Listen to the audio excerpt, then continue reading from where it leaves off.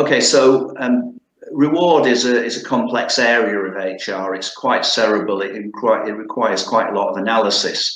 What I find is that businesses tend to decide on the reward package that they think sounds a good idea, and the balance is always bang for bucks for the company versus what people actually want.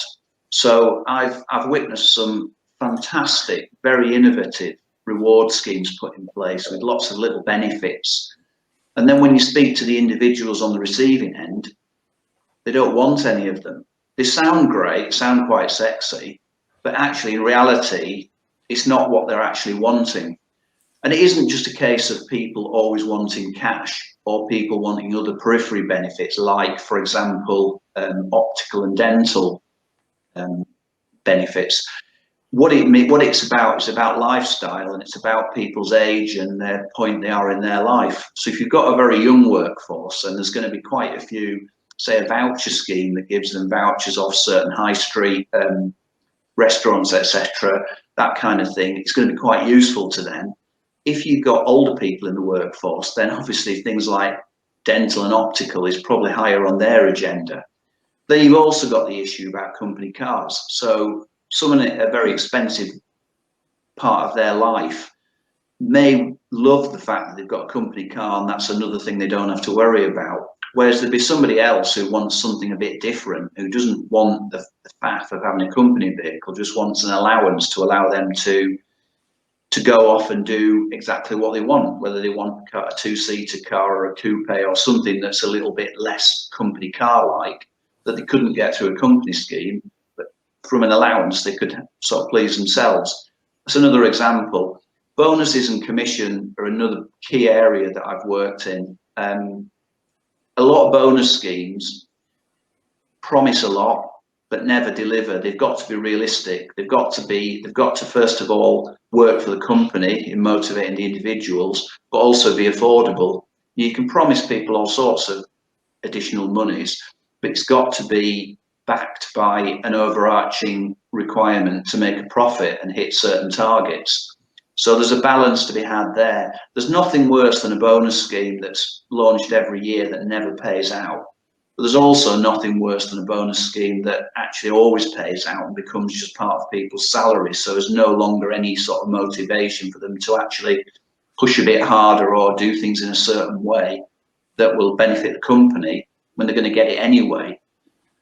Which brings me on to the final point on this, which is that if you treat all your people the same, it sounds great because it's providing equality.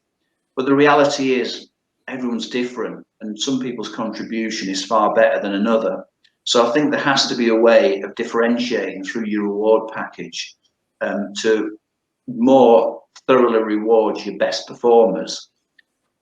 Reward well the people in the middle ground, people who I call the engine room people. But the people at the bottom who are not performing should not be getting the same benefits and the same bonus plans and the same incentives as those who are outperforming them.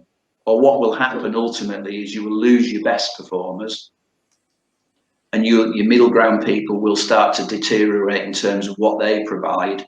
And the people at the bottom who probably know they're not very good are thinking it's great because they get really well rewarded for being rubbish. So there's such a need for you as a business, there's such a need for businesses to differentiate between the way that they reward people based on performance and contribution.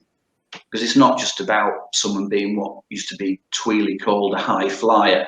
It's about what people actually produce. Sometimes it's the person who's very quiet and just industriously gets on with the work, who is almost like, say, the engine room, the workhorses. They're the mainstay of the business who are like to be around for some time, and I think they need to be rewarded as well. And it's about recognition. It's about people understanding that they are valued.